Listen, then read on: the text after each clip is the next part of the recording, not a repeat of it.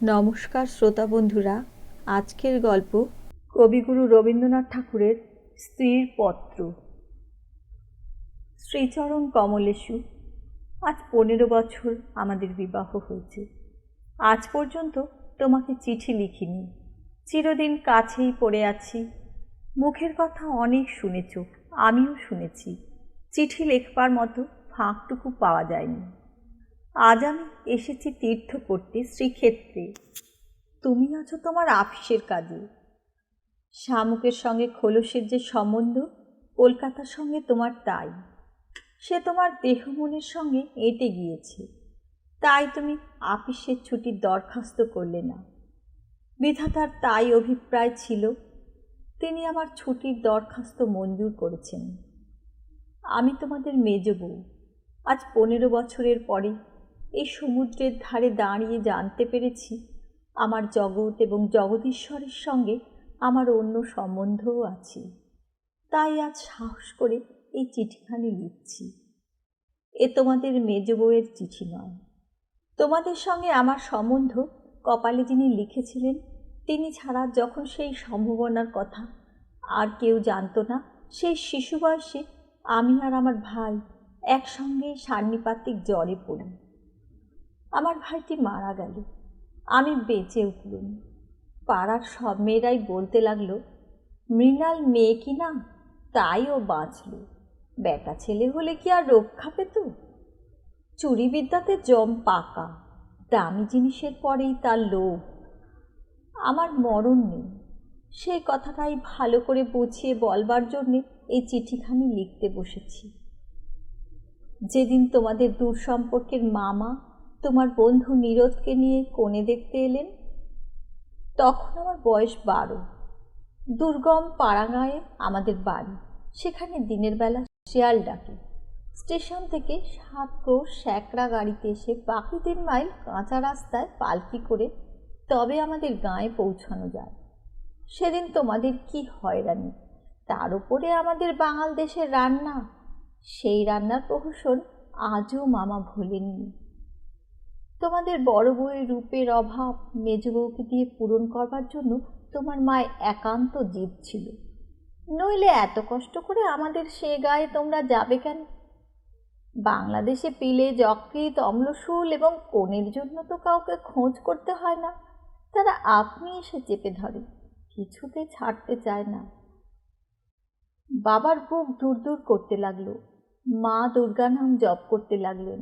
শহরের দেবতাকে পাড়া গাঁয়ের পূজারী কি দিয়ে সন্তুষ্ট করবে? মেয়ের রূপের ওপর ভরসা, কিন্তু সেই রূপের গুমর তো মেয়ের মধ্যে নেই। যে ব্যক্তি দেখতে এসেছে, সে তাকে যে দামই দেবে সেই তার দাম। তাই তো 1000 রূপে গুণেও মেয়ে মানুষের সংকোচ কিছুতেই ঘুঁচে না। সমস্ত বাড়ির, এমনকি সমস্ত পাড়ার এই আতঙ্ক আমার বুকের মধ্যে পাথরের মতো চেপে বসল। সেদিনকার আকাশের যত আলো এবং জগতের সকল শক্তি যেন 12 বছরের একটি পাড়া গাঁয়ে মেয়েকে 2 জন পরীক্ষকের 2 জোড়া চোখের সামনে শক্ত করে তুলে ধরবার জন্য পেয়াদাগিরি করছিল। আমার কোথাও লুকোবার জায়গা ছিল না। সমস্ত আকাশকে কাঁদিয়ে দিয়ে বাঁশি বাজাতে লাগলো। তোমাদের বাড়িতে এসে উঠলুম। আমার খুঁতগুলি সবিস্তারে খতিয়ে দেখে গিন্নির দল সকলে স্বীকার করলেন, মোটের ওপর আমি সুন্দরী বটে। সে কথা শুনে আমার বড় জায়ের মুখ গম্ভীর হয়ে গেল। কিন্তু আমার রূপের দরকার কি ছিল তাই ভাবি। রূপ জিনিসটাকে যদি কোনো সেকেলে পণ্ডিত গঙ্গা মৃত্তিকা দিয়ে গড়তেন, তাহলে ওর আদর থাকত। কিন্তু ওটা যে কেবল বিধাতা নিজের আনন্দে গড়েছেন, তাই তোমাদের ধর্মের সংসারে ওর দাম নেই। আমার যে রূপ আছে সে কথা ভুলতে তোমার বেশি দিন লাগেনি, কিন্তু আমার যে বুদ্ধি আছে সেটা তোমাদের পদে পদে স্মরণ করতে হয়েছে। ওই বুদ্ধিটা আমার এতই স্বাভাবিক যে তোমাদের ঘরকন্যার মধ্যে এতকাল কাটিয়েও আজও সে টিকে আছে। মামা এই বুদ্ধিটার জন্য ভীষণ উদ্বিগ্ন ছিলেন। মেয়ে মানুষের পক্ষে এ এক বালাই। যাকে বাধা মেনে চলতে হবে, সে যদি বুদ্ধিকে মেনে চলতে চায় তবে ঠোকর খেয়ে তার কপাল ভাঙবেই। কিন্তু কি করব বলো, তোমাদের ঘরের বউয়ের যতটা বুদ্ধির দরকার বিধাতা অসতর্ক হয়ে আমাকে তার চেয়ে অনেকটা বেশি দিয়ে ফেলেছেন। সে আমি এখন ফিরিয়ে দিই কাকে?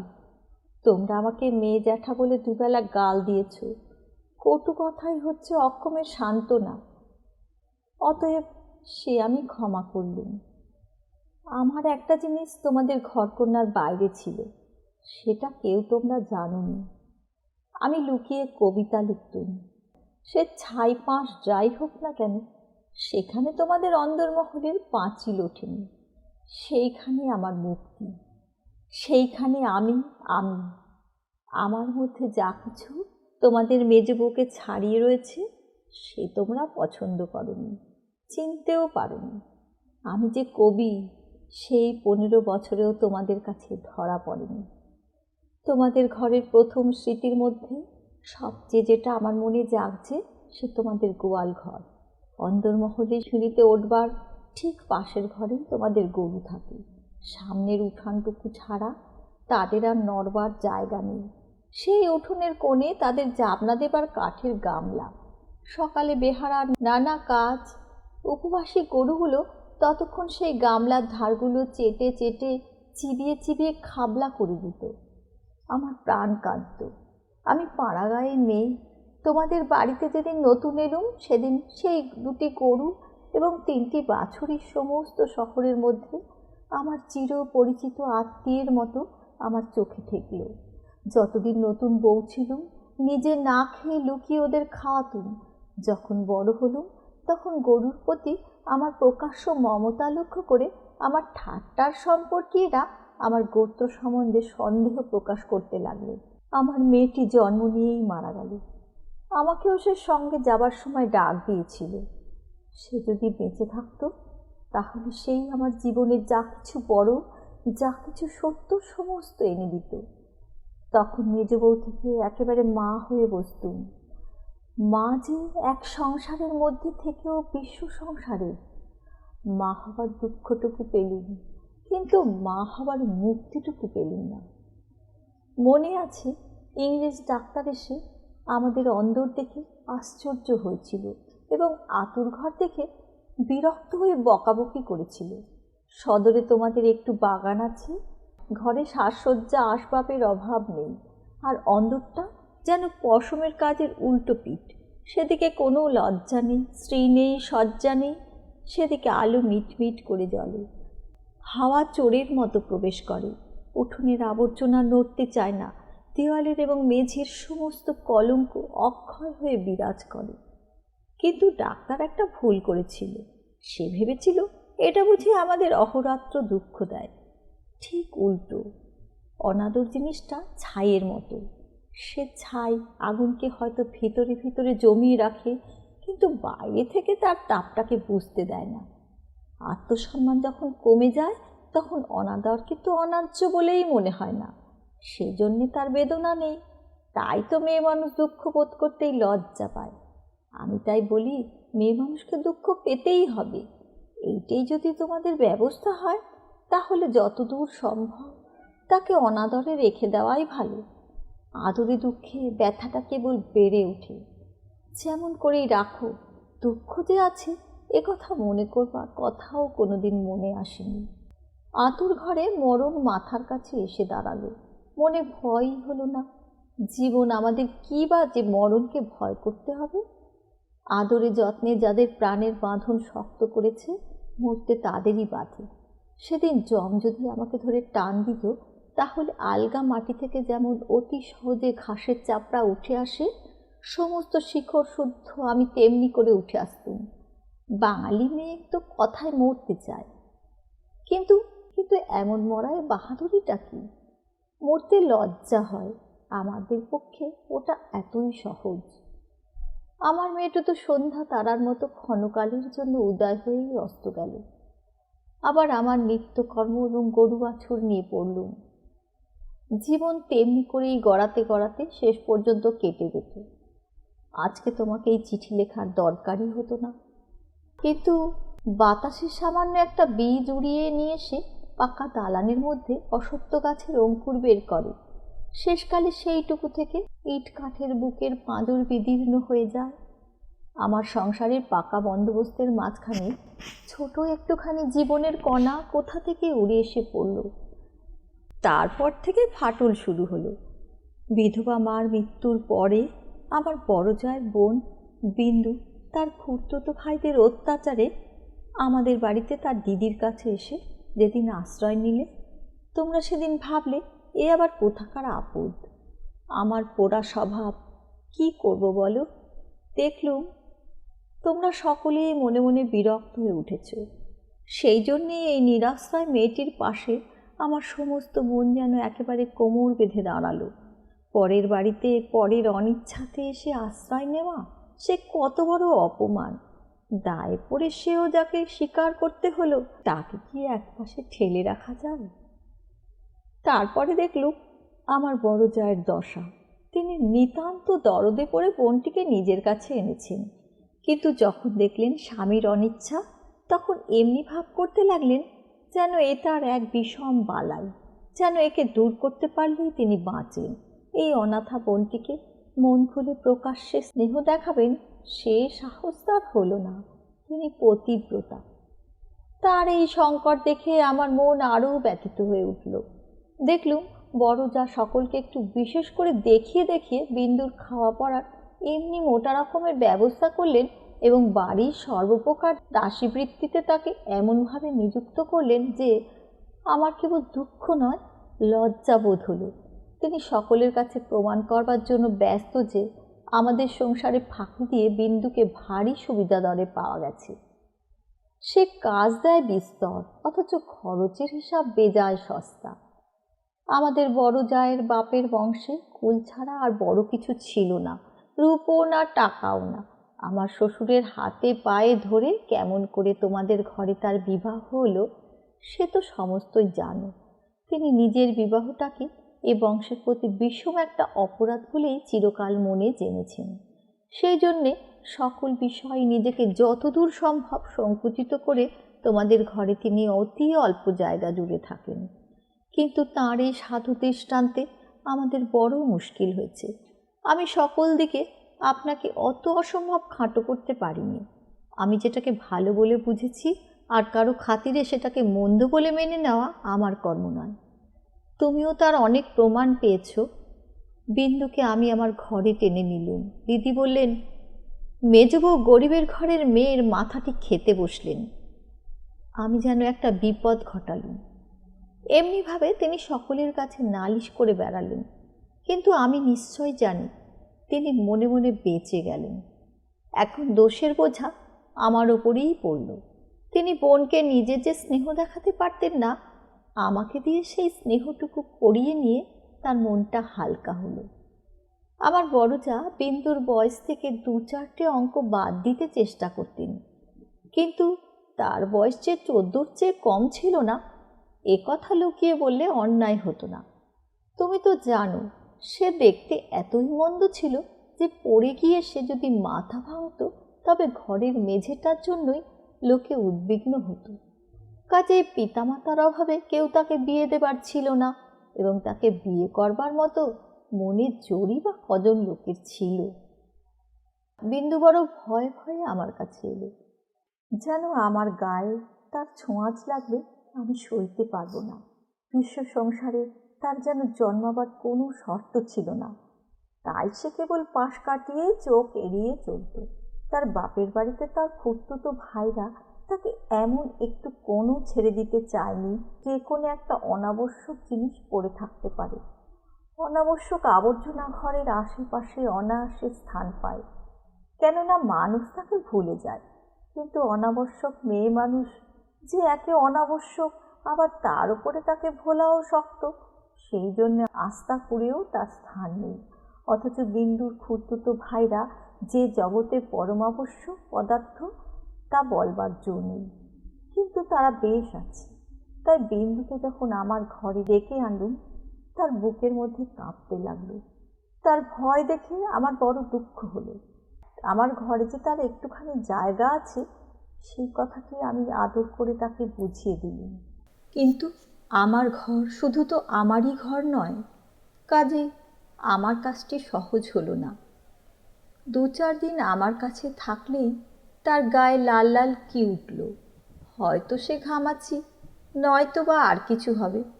তোমরা বললে বসন্ত, কেননা ও যে বিন্দু।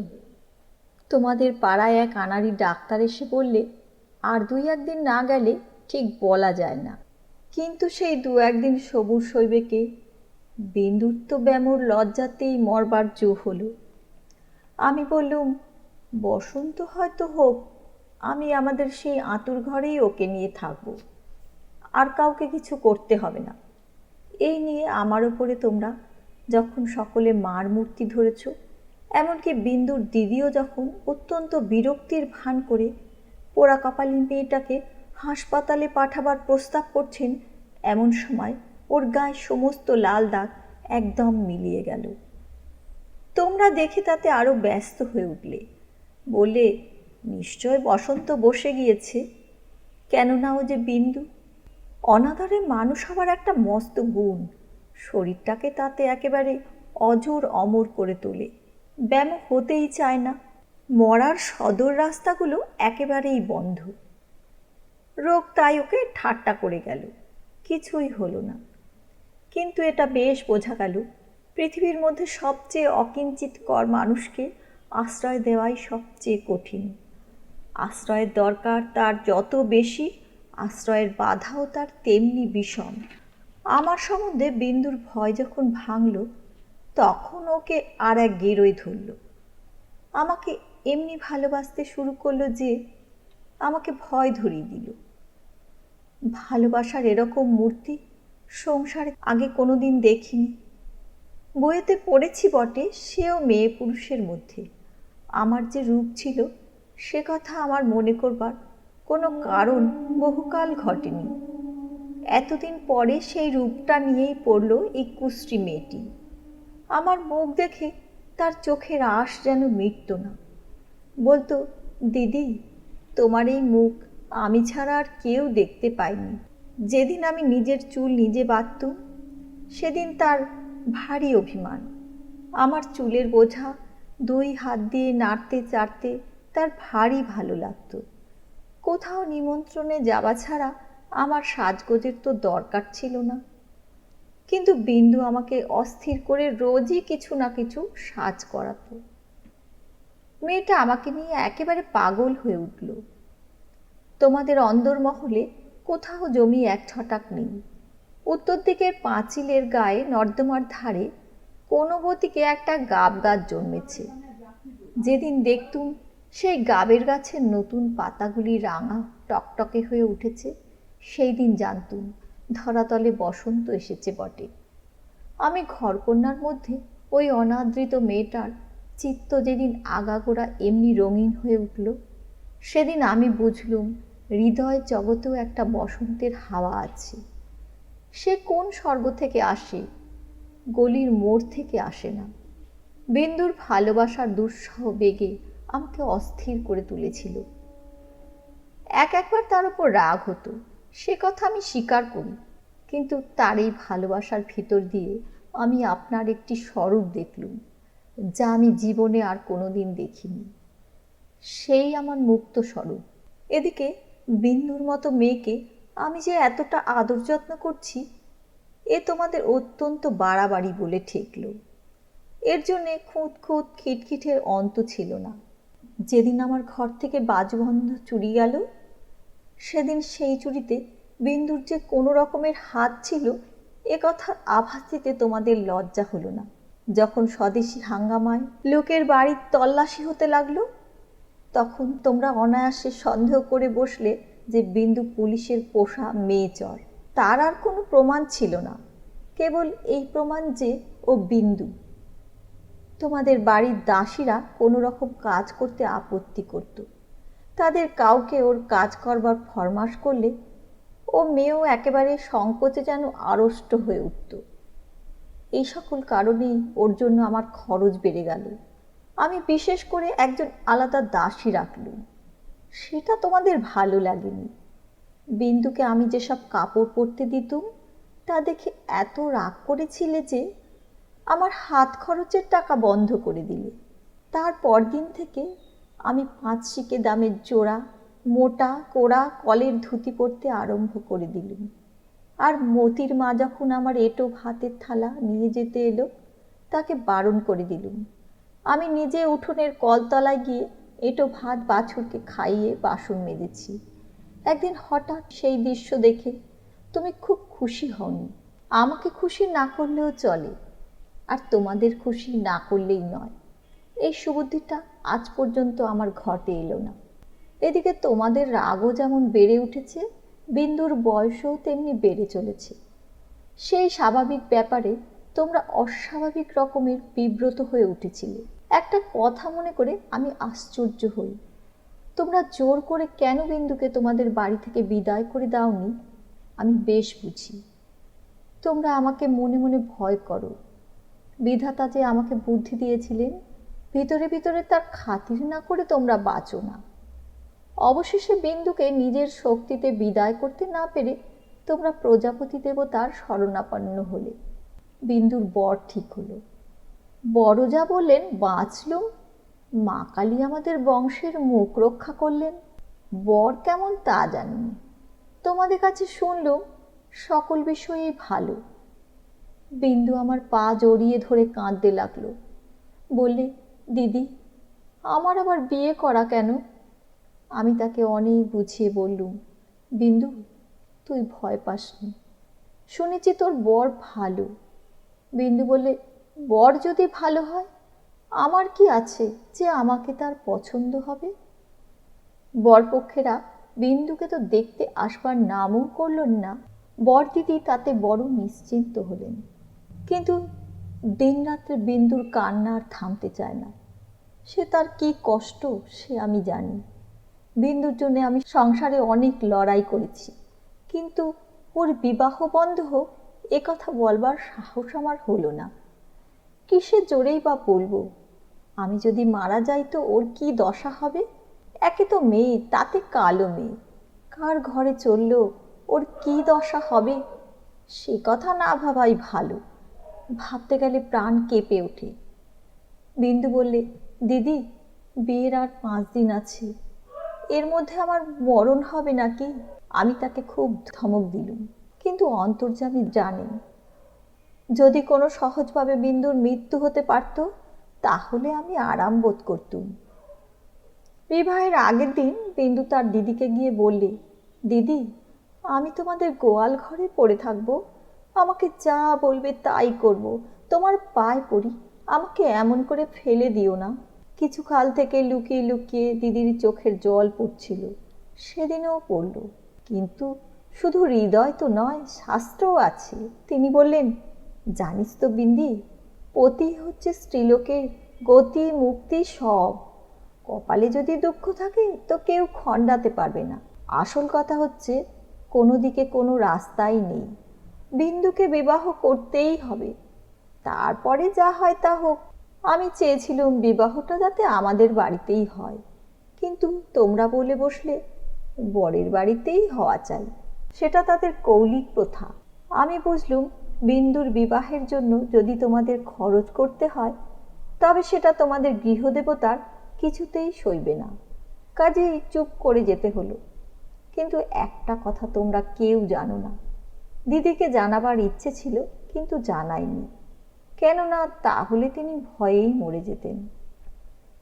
আমার কিছু কিছু গয়না দিয়ে আমি লুকিয়ে বিন্দুকে সাজিয়ে দিয়েছিলুম, বোধ করি দিদির চোখে সেটা পড়ে থাকবে, কিন্তু সেটা তিনি দেখেও দেখেননি।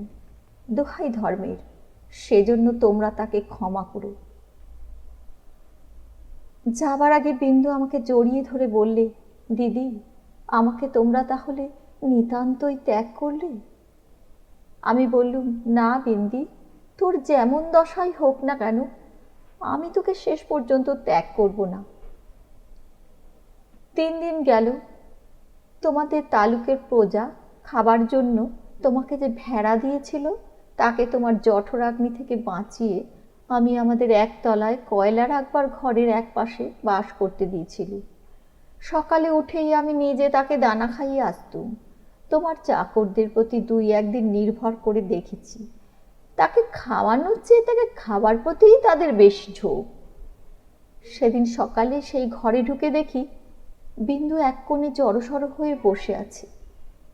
আমাকে দেখেই আমার পা জড়িয়ে ধরে লুটিয়ে পড়ে নিঃশব্দে কাঁদতে লাগলো। বিন্দুর স্বামী পাগল।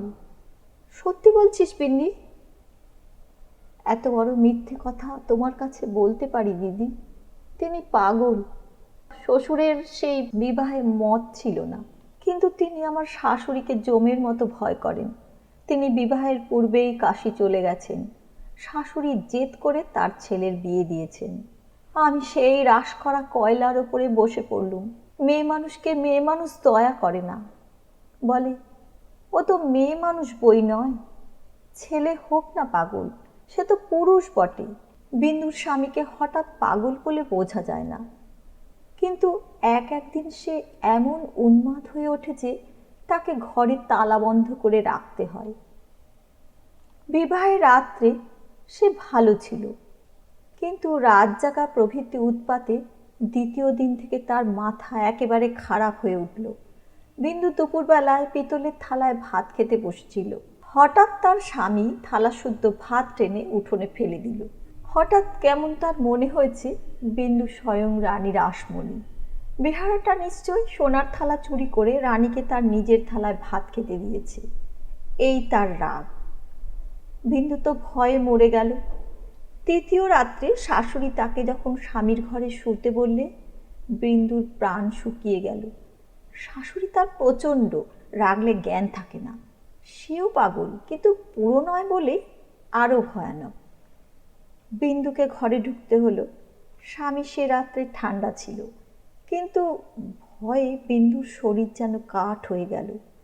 স্বামী যখন ঘুমিয়েছে, অনেক রাত্রে সে অনেক কৌশলে পালিয়ে চলে এসেছে। তার বিস্তারিত বিবরণ লেখবার দরকার নেই। ঘৃণায় রাগে আমার সকল শরীর জ্বলতে লাগলো। আমি বললুম, এমন ফাঁকির বিয়ে বিয়েই নয়।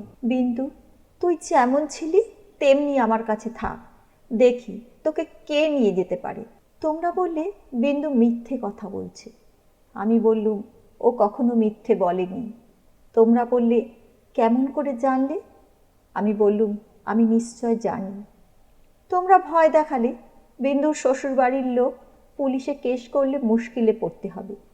আমি বললুম, ফাঁকি দিয়ে পাগল বরের সঙ্গে ওর বিয়ে দিয়েছ, এ কথা কি আদালত শুনবে না?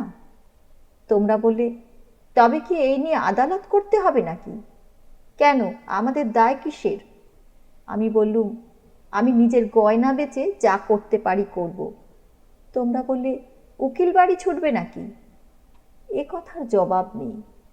কপালে করাঘাত করতে পারি, তার বেশি আর কি করব। ওদিকে বিন্দুর শ্বশুরবাড়ি থেকে ওর ভাসুর এসে বাইরে বিষম গোল বাঁধিয়েছে।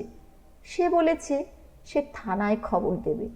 আমার যে কি জোর আছে জানিনি, কিন্তু কসাইয়ের হাত থেকে যে গরু প্রাণ ভয়ে পালিয়ে এসে আমার আশ্রয় নিয়েছে, তাকে পুলিশের তাড়ায় আমার মন মানতে পারল না। আমি স্পর্ধা করে বললুম, তার দিক থানায় খবর। এই বলে মনে করলুম বিন্দুকে এই বেলা আমার শোবার ঘরে এনে তাকে নিয়ে তালা বন্ধ করে বসে থাকি। খোঁজ করে দেখি বিন্দু নেই। তোমাদের সঙ্গে আমার বাদ প্রতিবাদ যখন চলছিল, তখন বিন্দু আপনি বাইরে গিয়ে তার ভাসুরের কাছে ধরা দিয়েছে। বুঝেছি এ বাড়িতে যদি সে থাকে, তবে আমাকে সে বিষম বিপদে ফেলবে। মাঝখানে পালিয়ে এসে বিন্দু আপন দুঃখ আবার বাড়ালে। তার শাশুড়ি তর্ক এই যে, তার ছেলে তো ওকে খেয়ে ফেলছিল না। মন্দ স্বামীর দৃষ্টান্ত সংসারে দুর্লভ নয়, তাদের সঙ্গে তুলনা করলে তার ছেলে যে সোনার চাঁদ। আমার বড়জা বললেন, ওর পোড়া কপাল, তা নিয়ে দুঃখ করে কি করব? তা পাগল হোক ছাগল হোক, স্বামী তো বটে। কুষ্ঠরোগীকে কোলে করে তার স্ত্রী বেশ্যার বাড়িতে নিজে পৌঁছে দিয়ে এসেছে। সতী সাধ্যের সেই দৃষ্টান্ত তার মনে জাগছিল। জগতের মধ্যে অধমতম কাপুরুষতার এই গল্পটা প্রচার করে আসতে তোমাদের পুরুষের মনে আজ পর্যন্ত এতটুকু সংকোচ বোধ হয়নি। সেই জন্যই মানব জন্ম নিয়েও বিন্দুর ব্যবহারে তোমরা রাগ করতে পেরেছ। তোমাদের মাথা হেট হয়নি। বিন্দুর জন্য আমার বুক ফেটে গেলে কিন্তু তোমাদের জন্য আমার লজ্জার সীমা ছিল না। আমি তো পাড়াগাঁয়ে মেয়ে, তার উপরে তোমাদের ঘরে পড়েছি। ভগবান কোন ফাঁক দিয়ে আমার মধ্যে এমন বুদ্ধি দিলেন? তোমাদের এই সব ধর্মের কথা আমি যে কিছুতেই সইতে পারলুম না। আমি নিশ্চয়ই জানতুম মরে গেলেও বিন্দু আমাদের ঘরে আর আসবে না, কিন্তু আমি যে তাকে বিয়ের আগের দিন আশা দিয়েছিলুম যে তাকে শেষ পর্যন্ত ত্যাগ করব না। আমার ছোট ভাই শরৎ কলকাতায় কলেজে পড়ছিল। তোমরা তো জানোই যত রকমের ভলান্টারি করা, প্লেগের পাড়ায় ইঁদুর মারা, দামোদরের বন্যায় ছোটা, এতেই তার এত উৎসাহ যে উপরি উপরি দুবার সে এফএ পরীক্ষায় ফেল করেও কিছুমাত্র দমে যায়নি। তাকে আমি ডেকে বললুম, বিন্দুর খবর যাতে আমি পাই, তোকে সেই বন্দোবস্ত করে দিতে হবে শরৎ। বিন্দু আমাকে চিঠি লিখতে সাহস করবে না, লিখলেও আমি পাবো না। এরকম কাজের চেয়ে যদি তাকে বলতুম বিন্দুকে ডাকাতি করে আনতে কিংবা তার পাগল স্বামীর মাথা ভেঙে দিতে, তাহলে বেশি খুশি হতো।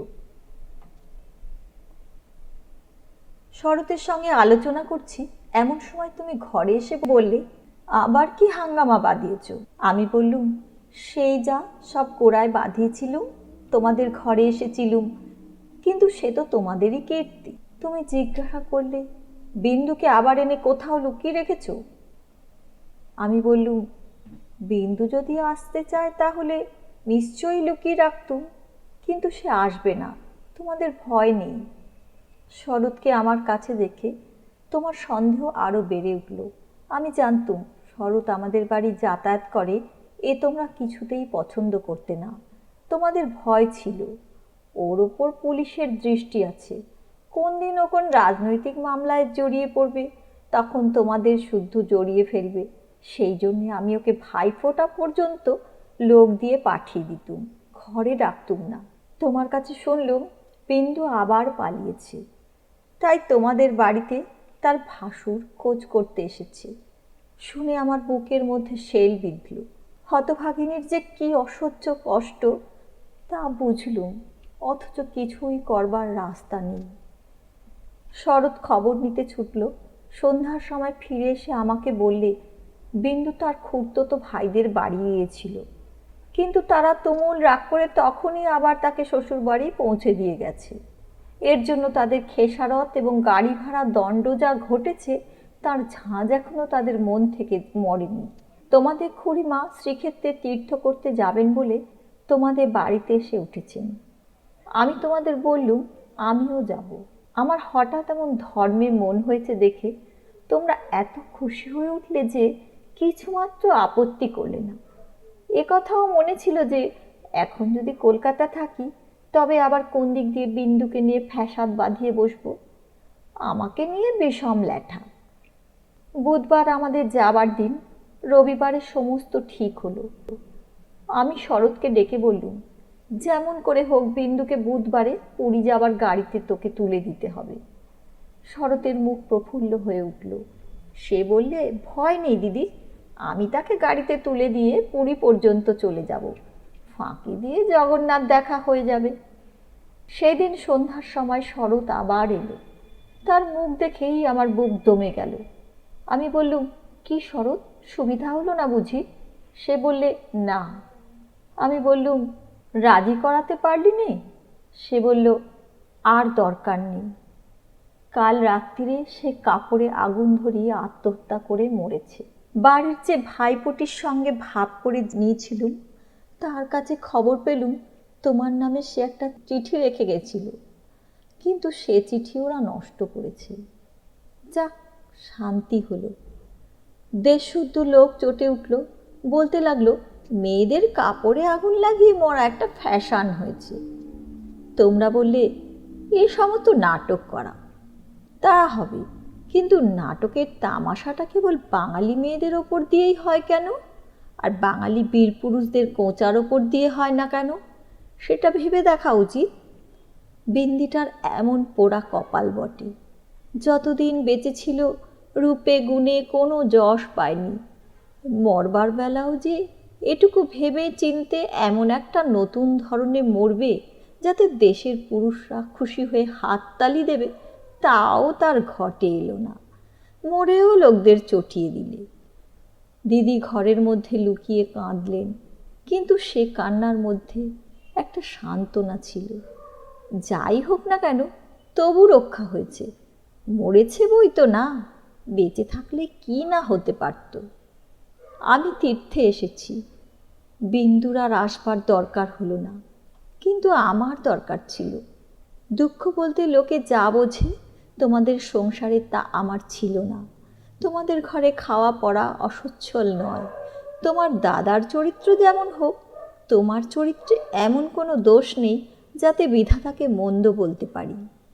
যদি বা তোমার স্বভাব তোমার দাদার মতোই হতো, তাহলে হয়তো মোটের ওপর আমার এমনিভাবেই দিন চলে যেত, এবং আমার সতীসাধ্যী বড় জয়ের মতো পতিদেবতাকে দোষ না দিয়ে বিশ্বদেবতাকেই আমি দোষ দেবার চেষ্টা করতুম। অতএব তোমাদের নামে আমি কোনো নালিশ উত্থাপন করতে চাইনি। আমার এ চিঠি সেজন্য নয়। কিন্তু আমি তোমাদের সেই 27 নম্বর মাখন বড়ালের গলিতে ফিরব না। আমি বিন্দুকে দেখেছি। সংসারের মাঝখানে মেয়ে মানুষের পরিচয়টা যে কী তা আমি পেয়েছি, আর আমার দরকার নেই।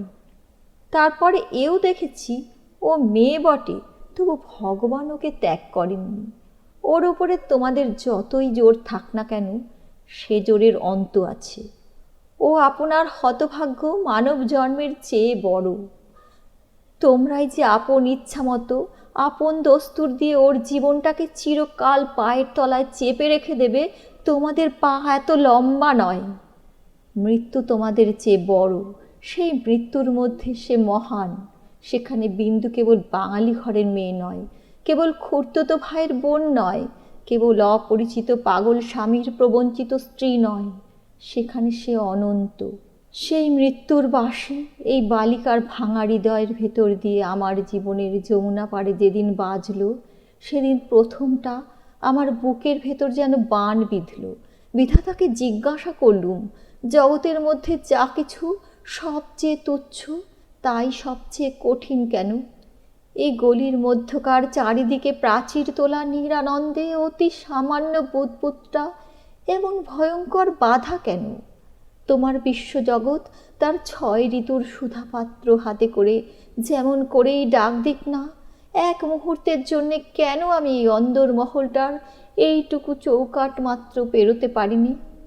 তোমার এমন ভুবনে আমার এমন জীবন নিয়ে কেন এই অতি তুচ্ছ ইট কাঠের আড়ালটার মধ্যেই আমাকে তিলে তিলে মরতেই হবে? কত তুচ্ছ আমার এই প্রতিদিনের জীবনযাত্রা, কত তুচ্ছ এর সমস্ত বাঁধা নিয়ম, বাঁধা অভ্যাস, বাঁধা বুলি, এর সমস্ত বাঁধা মার।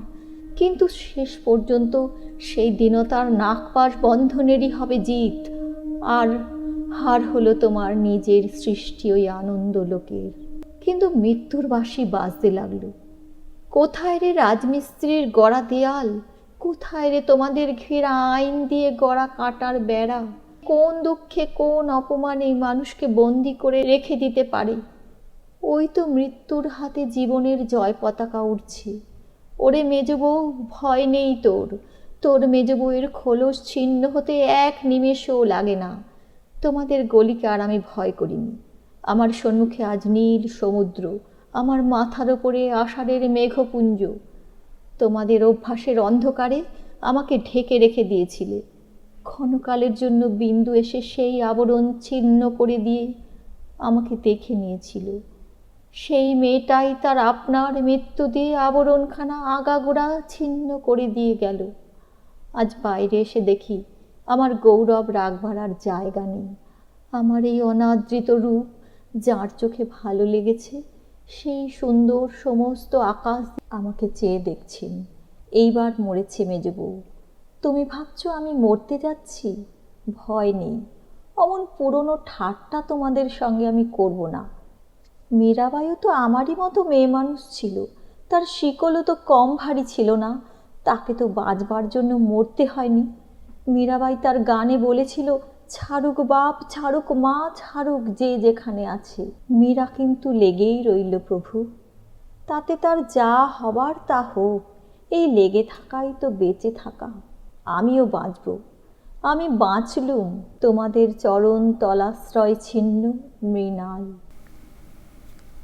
গল্পটি শুনে যদি তোমাদের ভালো লাগে তাহলে চ্যানেলটিকে সাবস্ক্রাইব করবার জন্য এবং ভিডিওটিকে লাইক শেয়ার করবার জন্য অনুরোধ রইল।